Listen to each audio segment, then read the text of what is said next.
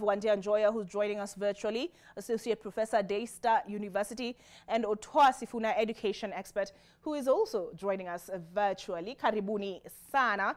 I'll start with Professor Njoya. What are you keenly waiting for out of the recommendations that will be made by the task force on Friday? What in particular are you keeping an ear and an eye out for? Good morning, everyone. Thank you for having me. For me, I'm just waiting to hear whether they've diagnosed the issue with CBC. That's my keen interest, because a correct diagnosis means a correct response. So that's what I'm waiting to hear, if the task force will do that. Okay, a correct diagnosis. So you're saying CBC suffers from some ills, if I understand you correctly. Many, but also a lot of the problems are systemic.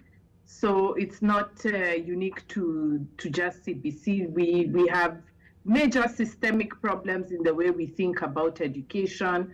The purpose of education, I think, is still stuck in the 1963 idea of training civil servants for government.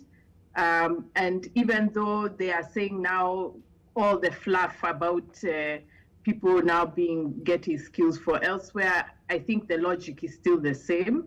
And that's why it is very government-centric and has a lot of bureaucracy in it. So those are, I think, we Kenyans have avoided asking major questions about what education is for and what it should do. And unfortunately, the same problems are being perpetuated with this new system. So, you know, let's hear. We've been told CBC has left the station. So I don't know. You know, even when you have a train on a track, you just have to wait and see where it will go and how it will fare along the way. Yeah. All right. Otoa, you'll allow me to do ladies first. I know they say ladies first, but men before, but I'll stick with the ladies first bit of things. But Dr. Ngina, there were public hearings that were held, so the process was rather expedited. That's another question altogether. But did you, by chance, submit any memoranda to the task force? Yes, as Zizi African Regional Education Learning Initiative, we submitted a lot based on evidence, whether it is about CBC, higher education. We were also interested in vocational trainings, TVET. And I'm hoping that our views will be heard, because as much as Wandia says that the train left the station, I think also as stakeholders, we have a responsibility to catch up. And I'm really waiting for Friday to see what the president and the task force will present to us, because personally, I feel like there are so many other good things about CBC, apart from the many other things that we are complaining about. If you look at the skills for, you know, education needs to give you skill for living, for learning and thriving. And sometimes I revise the education policies sometimes, or the National Education Strategic Plan, and you'll hear everyone punching in things like values and life skills, core competencies, 21st century skills, and everyone is saying how important they are. Even our constitution is live to the fact that we need values, we need ethics. If you read the SDG 4, target 4.7. So I feel like CBC bring light to all these things, so that they are not just remaining in the boardroom within the policy makers and policy documents, but even our learners are able to understand some of these issues and why they are important to the national building and the economy. And for sure, as we say that right now the world is faced with many complexity. We actually don't know what is going to happen 10 years from now, what jobs will exist. If you read people who are doing research on the world of work, they actually they have not figured out what will be there. So what I know is that I'll need a youth or a child who has critical thinking, problem solving, who is good in collaboration, who is able to have self-efficacy. And these are things that, for me, I've seen them live on the CBC document. And I'm hoping that also the classroom, we can move from written intentions, because we know sometimes it is nice to have a document, but then maybe what is happening in the classroom does not translate to what is on the written document. So I'm hoping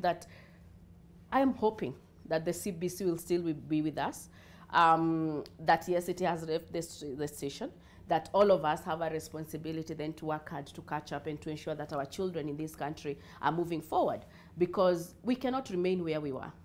You know, every person who talks about the beauty of 844 is because they don't really look into it. Because like this year when the exam was done, let's go to KCSE, 60% of our learners had D+ and below. And I look back at the people we went to school with, where are they? How many of us have even the voice to say something, not even in the national TV like this one, even in our villages? Sometimes people are just lost. They so much. And of course, I understand that education should not put us in a box of me looking at employment. I should look also employing myself and even being and employing others. But what is employment, Percy? Because even the people we have in our homes, they need to have these skills, because you don't want to just leave somebody who cannot solve basic problems, that when you're here, they are calling you to tell you that maybe the pipe broke or something. You need someone who can think outside the box, whether it is here at Nation or anywhere. And so education, we need an education that can build such a child. Okay. Yeah. And on that one, at least, it appears you and Professor Njoya agreed, Daktari, because she talked about our education system, you know, being about training civil servants. And you're saying it needs to enable these children to think critically and to think outside the box. But I think where you differ is on the question of whether CBC provides that, or whether CBC is the answer to that. But before you respond to that, let's hear from Otua Sifuna, education expert. Good morning. What in particular are you keen to hear when the task force presents its report? Yeah, good morning, Olive Barrows. I suspect my audibility is quite okay. I'm coming all the way from Kigali here in Rwanda. It's 1 hour difference. That explains the darkness that is still engulfing the country here. But I'm quite happy that today I sit with very eloquent, very knowledgeable sisters. So the fraternal presence today is quite okay. And Olive Barrows, I should also commend you very seriously. As a teacher of language, I never knew that on the other side of Kiswahili, you are very articulate and spot on.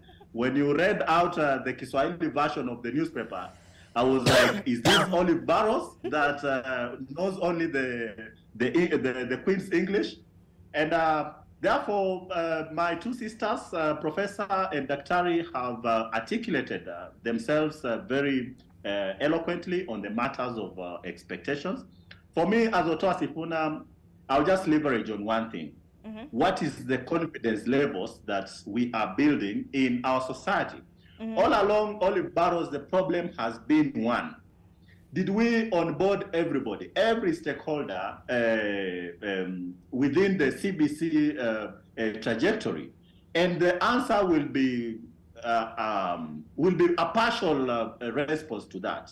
For me, as a teacher, as an education stakeholder, I look at a situation where we build the confidence in the whole process.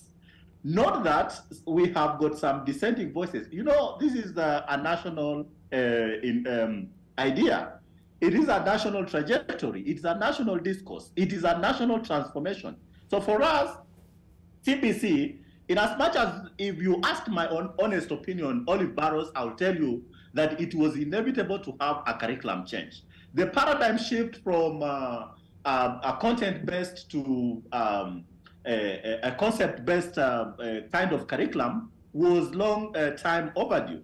So for me, and I had an opportunity to actually be invited by the Kenya Institute of Curriculum Development to Naivasha to actually hold a 2-week-long panel meeting and looking at the curriculum designs. And I can tell you, the documentation of the curriculum design is spot on. It is one of the best documents that one can ever have. However, the problem that Professor Wandia here and Daktari will agree with me is that as Kenyans, we are very good at formulating very nice-looking documents that we put on the shelves and they start gathering dust.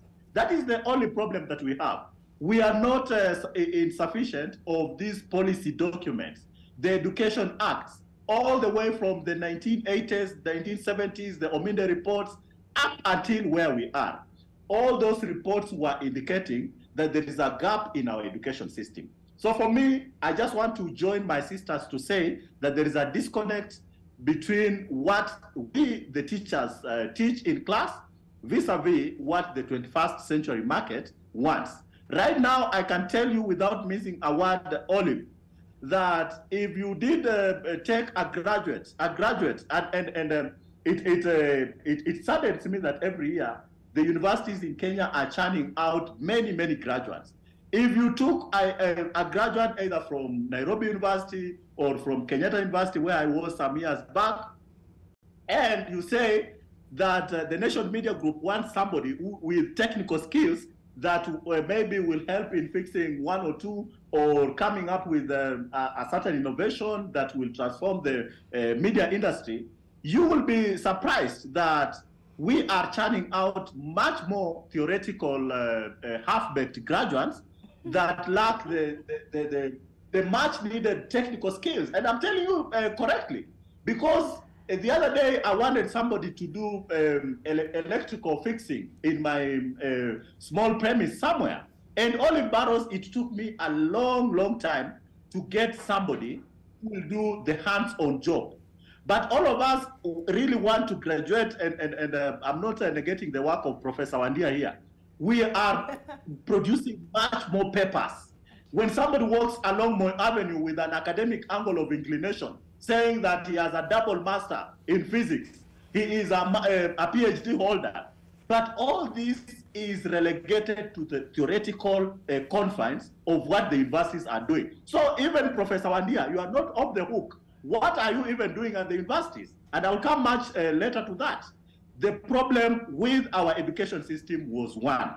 Were we producing the best 21st job market graduates? And the answer is no.